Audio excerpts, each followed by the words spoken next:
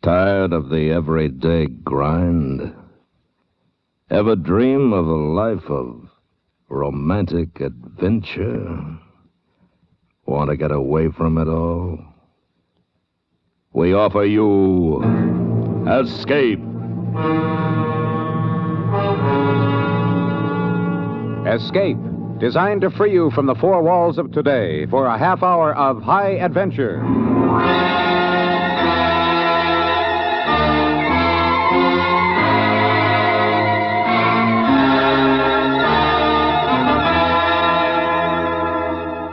You are on a ketch sailing the coral seas, snaking your way through the tricky channel toward an island of black pearls. While on the shore, waiting for you to land, is the man who has sworn your death and from whom there is no escape.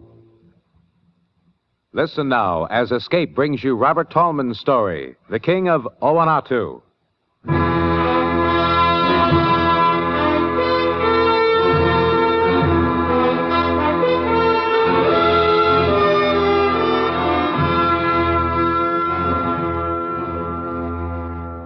The island we were looking for was roughly 15 degrees north by 145 west. We sailed around it 3 times before we spotted the break in the reef. Hacker rowed us in on a tricky swell and snaked through the channel before the surf could hit back at us.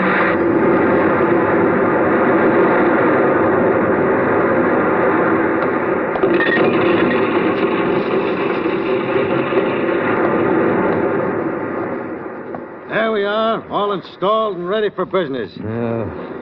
What's eating you, Remington? I don't know. I get a funny feeling about this place. Like what? Coming through that reef, you notice anything special? It was a cinch, like easing a barge through a canal lock, only a little faster, a little rougher. Too easy. I don't follow you, Skipper. I mean, it's not a natural channel. It's been scooped out of the rock. What makes you think so? You could see where the coral was chipped smooth on the sides. This I want to see for myself.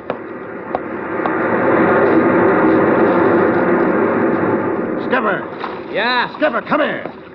All right. What's up, Hacker? A break in the reef. The channel we just came through. It's not there anymore. It's disappeared. Look.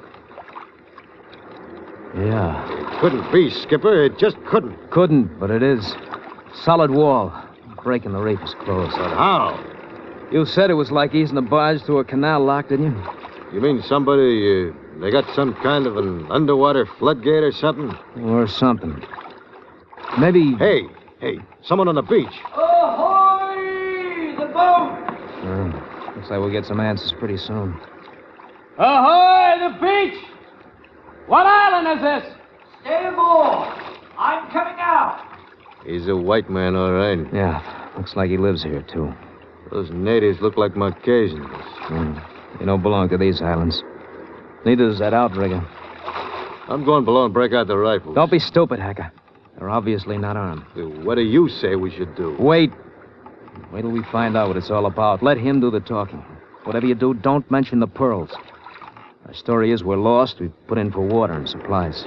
What if he asks to see the ship's papers? We show them. If he asks what happened to the owner? He decided to take a plane back from Tahiti. We're returning the boat to San Francisco for him. Sounds good enough. Yeah, just take it easy, Hacker. And use your head. As the outrigger approached our boat, I tried to size up our host. He was a big man, solidly built, but with a sharp, aquiline face that didn't go with a build. He wore a beard, closely trimmed, and a white linen jacket over a dark shirt, open at the neck. When the canoe came alongside, he was on his feet and up our ladder in just 3 seconds flat. Are you the captain of this vessel? I'm the skipper. Remington is my name. This is my mate, Mr. Hacker. And your crew? We're it. Excuse me, my name is Jerome. I am resident of this island. Welcome to Owanatu, gentlemen. Thank you. You say that you're the resident? Not in the usual governmental sense, Mr. Remington. But as I am the only person living here, I and my household, that is, I believe I can lay fair claim to the title. Have you lived here long, Mr. Jerome? Oh, now. Let us observe protocol, Mr. Remington. As resident, I ask the first questions. This craft must have set you back a pretty penny, eh, Mr. Remington? It did the owner. I'm only sailing a home for him. And home is? San Francisco. Magnificent city, I know it well. May I ask your employer's name? Cates. Gerald Cates. Cates, yes, I've heard the name. And what was the name of this vessel before you changed it, Mr. Remington? The Argo. Argo. Cates decided it was a bad luck name, so he changed it to the Owanatu. And bad luck for you to get off course and wind up in this particular group of islands. Well, I don't know. What group is this, Mr. Jerome? Tuamotu. The old seafarers used to call it the dangerous archipelago. But you're here, and a happy circumstance it is.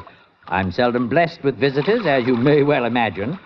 I trust you gentlemen will do me the honor of dining with me this evening. Oh, thanks. We'll be glad to. And if there's anything I could do to make your stay here more comfortable... You might explain about that reef, Mr. Jerome. The reef? Oh, the floodgate in the channel. This island was a pirate base back in the days of the Spanish Main. You trying to tell us that's been here a couple of 100 years and still in working order? Oh, heavens, no. I've had it restored, of course, and a very expensive undertaking it was, but I find it an amusing toy. Now I must leave you and make preparations for our feast tonight. Dinner is at 7 sharp. Until 7, then. Au revoir, gentlemen.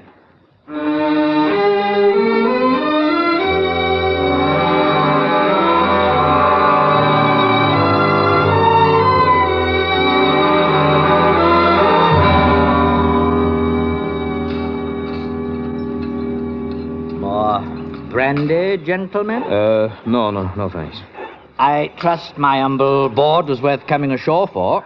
What's the point, Mr. Jerome? Fattening us up for the kill? Oh, dear, no, Mr. Hacker.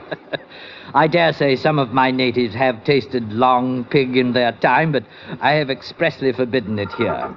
How did you come to this island, Mr. Jerome? I was looking for a refuge, Mr. Remington. A place where I could escape forever the insanities of this so-called civilized world. Oh, I notice that you haven't deprived yourself of any of the civilized comforts, Mr. Jerome. True. Mr. Hacker, you seem uncommonly silent. Oh, perhaps another dram of brandy will loosen your tongue. I think I'll go for a walk, if you don't mind. Coming along, Skipper? I'll finish my brandy. Suit yourself. See you aboard. You sure you don't feel the urge to go a-roaming, Mr. Remington? Later, maybe. Yes, you'll have plenty of time to explore the island. Plenty. Are you ready for coffee now? Why not? Oh, you like our coffee? And an extra special surprise comes with it. Something I've been saving to the very last. Oh, really, Mr. Jerome? Not a dessert, Mr. Remington. A different sort of tidbit. Timo. Yes, Mr. Jerome. Tell Missy Michaela to fetch our coffee. Yes, Mr. Jerome. Missy Michaela, Mr. Jerome say you bring coffee now. All right, Timo. You needn't shout the house down. Ah, dear girl. Prompt and obedient as always. Oh, set the tray here. I'll pour, my dear. Ah, pray be seated, my dear, and join us. Yes, Father. Now, what do you think of him, Michaela? Yes. And you, sir? Of course, so you wouldn't stare so.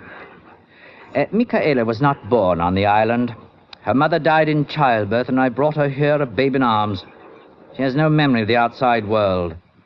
For a while, I toyed with the idea of sending her back to Europe to be educated, but I couldn't bear to be parted from her. Nor I from him, Mr. Remington. And then there is always the danger of war. She is safe here. Safe.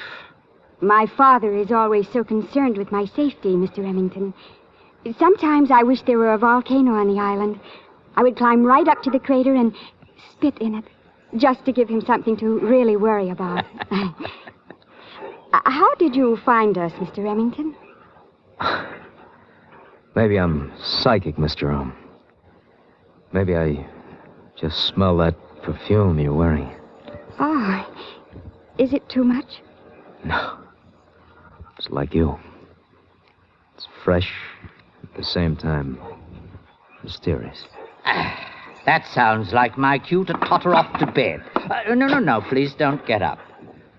Take good care of our guest, Michaela, but don't keep him up too late. He's had a very strenuous voyage. I Promise to stay till she pitches me out, sir. That's the spirit I like in a man. Good night, Remington. Good night, my dear. Good night, Father.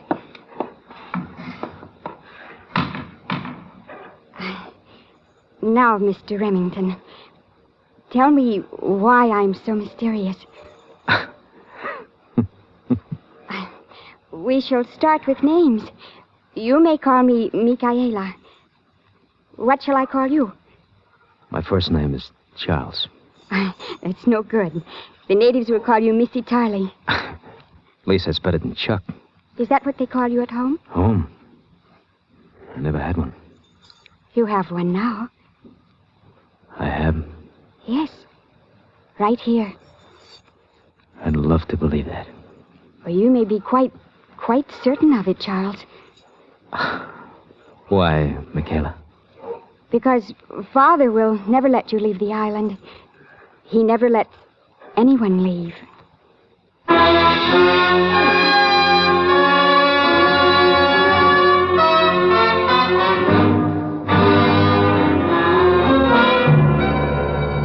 You are listening to The King of Owanatu, tonight's presentation of Escape. Tomorrow night, the coast is clear for comedy with My Little Margie on CBS Radio. She's all set to put on a benefit show for a boys' club, but has to resort to humorous deception to win the cooperation of her father. All's well that ends well, and My Little Margie does very well tomorrow night on most of these stations. And now, back to Escape and the second act of The King of Owanatu.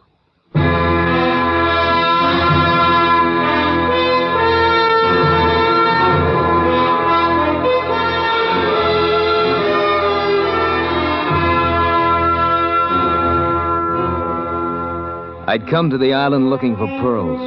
I'd found something else. And where I stood, it looked a lot better than pearls. When I said goodnight to Michaela, the sun was up. Hacker still hadn't come aboard. I guessed that he was sleeping off the effects of the moonlight and the native coconut wine. I stretched out on the deck, and the next thing I knew, the sun was straight overhead, and Hacker was prodding me with his foot. Wake up, Skipper. I got news for you. News? Oh, who needs it? Maybe these will make you sit up and take notice. Hey, what? You're not dreaming, Skipper. Those are pearls. Black ones. The kids in the compound play marbles with them. Pearls. Black pearls. I thought that'd snap your attention. Just thinking what a string of these would look like around the neck of a certain girl. Where did you go last night? Stayed right there on the veranda. Jerome served her with the coffee. How come? His daughter. Boy, he's even more worried about us than I thought. What's that supposed to mean? Skipper, I had a talk with Jerome's head man last night, the Kanaka chief. All right, so? Well, in the first place, Jerome is practically fanatical about that daughter of his. Has her watched night and day. Exception. He left her alone with me last night.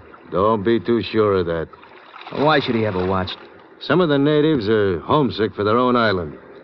They're being kept here against their will. All right, what's that got to do with Michaela? Jerome's afraid they might grab her and hold her as a hostage for their freedom. They know their way around these waters. Yeah, they're good swimmers, too. But I doubt if they could make it to the Marquesas. They could make it in a native boat. He wouldn't let them build one. They tried to do it secretly, but they were always found out. And what's his power over them? Guns. Jerome has got an arsenal. Why don't they break in and take over? They tried that, too. Once. What happened?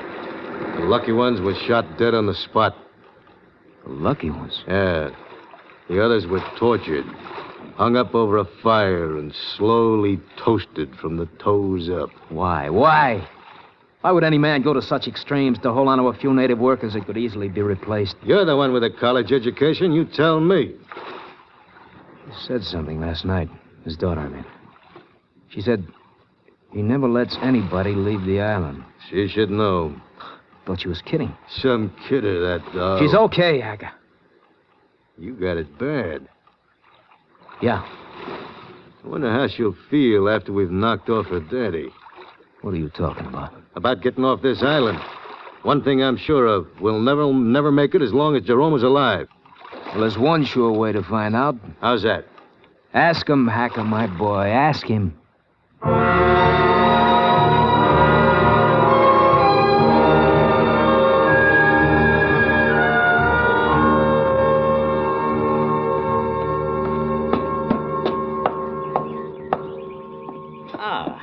Mr. Remington, you're just in time for tiffin. Will you join me in a drink first? Look, let's skip the tiffin talk, Mr. Jerome. It's time we got down to a few essentials. Indeed. Essentials such as you did not leave Mr. Cates in Tahiti. You were never in Tahiti. Neither a schooner named Diago nor a ketch named Luana ever anchored there. Your last port of call was in the Marquesas. You were quarantined there because the owner of your vessel had fallen ill. You abandoned your crew on the beach and sailed off in the dead of night. Nothing further was seen or heard of you till you arrived here yesterday afternoon. So you see, I'm not wholly without contact with the outside world. Yeah, obviously. I only want to know one thing. Did Mr. Cates die of natural causes, or did you and your friend help him along? He was dead when we left Nukahiva. So, you buried him on a beach somewhere and made off with the schooner. Well, why not? He had no use for it. Don't dissemble with me, sir.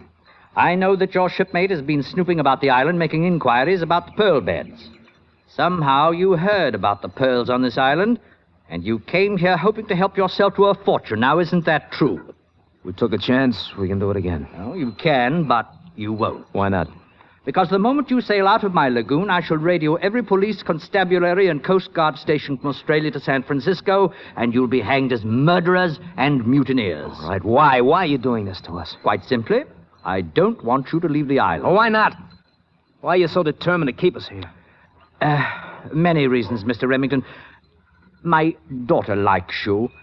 You're a man of courage and imagination, a man fit to carry on my line. I have no worries about you. Basically, you feel as I do. Well, maybe so. But what about Hacker? He's a stupid, greedy man. All right.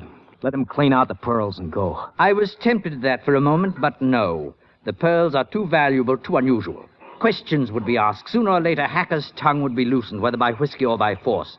I should be overrun with unwelcome visitors, bringing disease and dissension, the twin banners of civilization. Jerome, what will happen to him if he tries to leave? If he tries it, Mr. Remington, he will find out. But I wouldn't advise it, which also goes for you. And now, tiffin, Mr. Remington?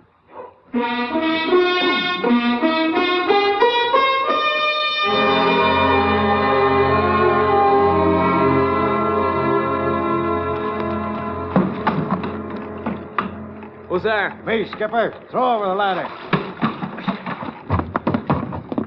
Look, where you been all day? Exploring. Did you find anything? Come in the cabin. All right. I drew a rough sketch map of Jerome's setup. All right, come on, let me see. Turn up the lamp there, will you? Hey, here. Here's the lagoon where we're anchored. Out on the point here is the radio shed. Here's where the guns are kept. What about the floodgate? It's operated electrically. The switch is in Jerome's room right by his bed. What happens when you work at any noise? No, but lights go on all over the place. Michaela might do it first. She in this with us? No, not yet. What makes you think you can trust her? I've got to. What if she plays it on Daddy's team? I told you. I'm not leaving here without her, no matter what. That makes me Patsy, doesn't it? Look, the boat's all yours if you want to go it alone. Oh, thanks. All right. I'll help you just the same. You don't act like you're too anxious to get away. What makes you say that? Panic me out of here and stick around to pick up the pearls for yourself. That's your idea, Skipper? Oh, come on. How do I get out with the pearls if you take the boat? Don't give me that. You know Jerome's got a boat anchored on the other side of the island. This is the first I heard of it. How do you think they get their supplies here? By a helicopter? Jerome told me he'd send it to Tahiti to pick up some breadfruit trees. Uh-huh. Look, where's the anchorage on that shore? There's a blind inlet there. Never spot it unless you know just where to look. Why not take his boat? Save fiddling with the floodgate. It's an old steam yacht. Smoke could give us away if we fired the boilers by daylight. By night, that inlet is too tricky to navigate. All right. You just answered your own question. With Jerome dead, there'd be no problem. Look, there's to be no killing, Hacker. You mention it again, it's all off between us. Okay, Skipper, we'll try it your way. If it doesn't work... Hold it. Somebody aboard. Who's there? Oh, it's I, Charles. Michaela, you shouldn't have come here. Don't you want to see me? Of course I do. It's just Oh, that... Father doesn't know I'm here. He's been locked in his study for hours, talking with the head man. What about? Did you hear what they were saying? Oh, I couldn't hear much, but Father was very angry with him. Look, do you know what about, Michaela? It's very important that we know. He said that someone has seen him, the headman, that is, diving for pearls in the inlet. You know anything about that, Hacker? What if I did? You agreed we had to make a choice between a clean getaway and the pearls. If Jerome has the slightest suspicion... Okay, Skipper, it still goes. You're sure of that? You're the skipper, Skipper. Okay. Break out a rifle. Get into that dinghy and row ashore. Grab that headman when he leaves Jerome and bring him aboard. What for? I want to know how much he's told Jerome. Okay. But I won't need a rifle. You've got a lot of trust in that Kanaka. We got a lot in common. He wants to get away from this island, too. Okay. Get moving. See you, Skipper. Charles, what's it all about? What does it mean? Listen to me, please, Michaela. Look, I'm leaving the island. I thought you loved me. Will you let me finish up? I want to take you with me. Leave the island? Leave my father? That's right. Oh, you don't love me. If you loved me, you wouldn't ask that of me. But that's why I want to take you away from here, because I do love you. You want me to be killed with bombs and die of diseases? Look, I wouldn't ask you to go with me if I did. Charles, kiss me. Michaela. Now do you believe me? Oh, yes. Yes, I believe you. All right, then it's settled, huh? But what about Father? What if he tries to stop me? It's a chance we've got to take. I'm afraid, Charles. It's funny. All my life he's talked about keeping me safe, and all I've ever really been afraid of is him. Look, Michaela, you trust me, don't you? You're not afraid of me. Oh, no. With you, I could never be afraid, even if bombs were falling all around us. Then you'll help me. You'll help us get away. Yes. Oh, yes, Charles.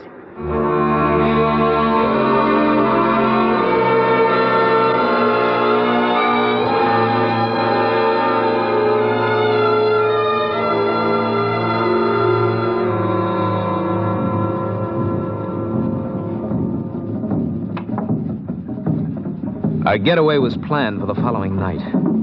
We'd chosen it because the natives were celebrating one of their feast days, which meant that most of Jerome's police force would be AWOL or drunk. Jerome himself was over in the native compound, making like a white king among the savages. He was wearing a lei over his dinner jacket and enjoying the drummers. Ah, Remington, you're just in time for the shark dance. That's a bit of luck. I suppose Mr. Hacker has gone to look for my headman. I wouldn't know. He'll be disappointed, I fear. Kauna is in the warrior's hut making ready for the shark dance. I didn't know your headman was a dancer. Oh, they're all dancers, dear boy, but Kauna is something special. In this he dances both the part of the shark and that of the fisherman who spears him. You don't say. Yes, I'm sorry Michaela had to miss it. She had a headache, poor girl, and had to remain in the bungalow. I'm sorry to hear that. Just as a precaution, however, I disconnected the wires to the power switch that controls the floodgates. Oh, what's the matter, dear boy? You look quite pale. Okay, Jerome, okay, you've won this round. But you must know you can't keep us here forever. We shall see about that. Here comes Kauna now. Now we shall see some dancing, my boy.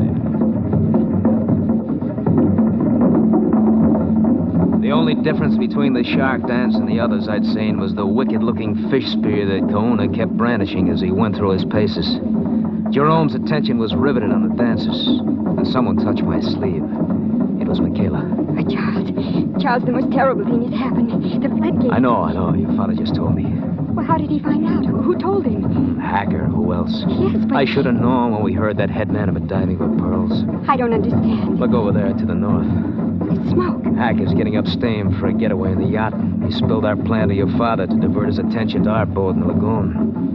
Kauna's probably in it with him for his getaway plus a cut of the pearls. Well, where's Kauna now? Out there with the dancers, making like a shark.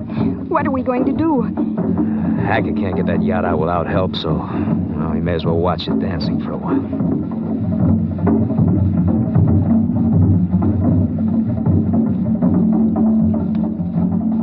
Oh, that's strange. What?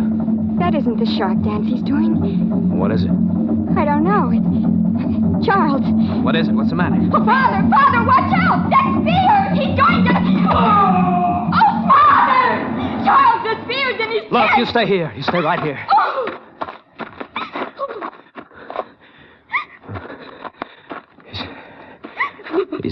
dead, Nikola. I'm sorry. Look, you go back to the house. Wait for me. I won't be long. Where are you going? I'm going to tell Mr. Hacker that his sailing will be postponed indefinitely.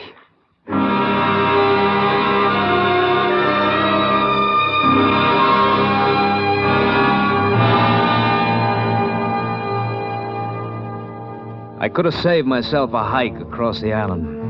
Hackett didn't have a prayer of navigating that inlet without the headman's help, and Kauna never made it to the North Shore. A couple of Jerome's gendarmes cut him down just outside the compound, just like they did the Hacker on the boat. I found the pearls in the galley, cans labeled coffee, sugar, and flour.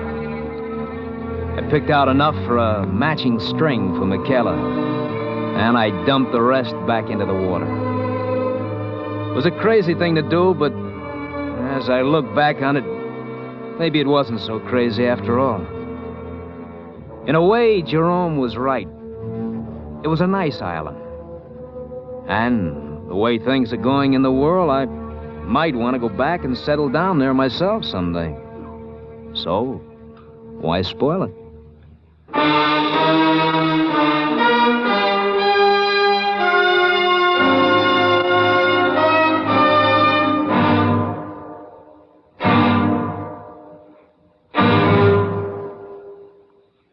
Escape, produced and directed by David Friedkin and Morton Fine, has brought you The King of Owanatu, a story by Robert Tallman.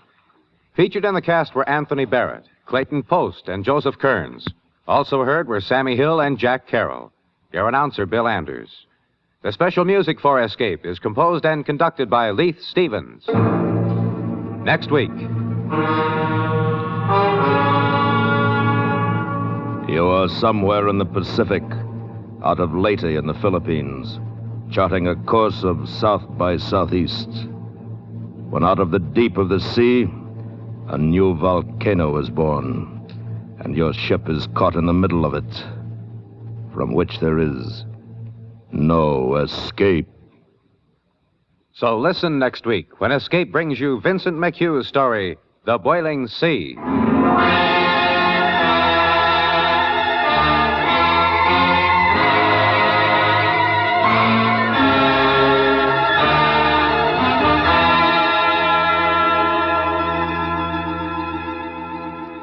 Stay tuned now for Night Watch, which follows immediately on most of these stations.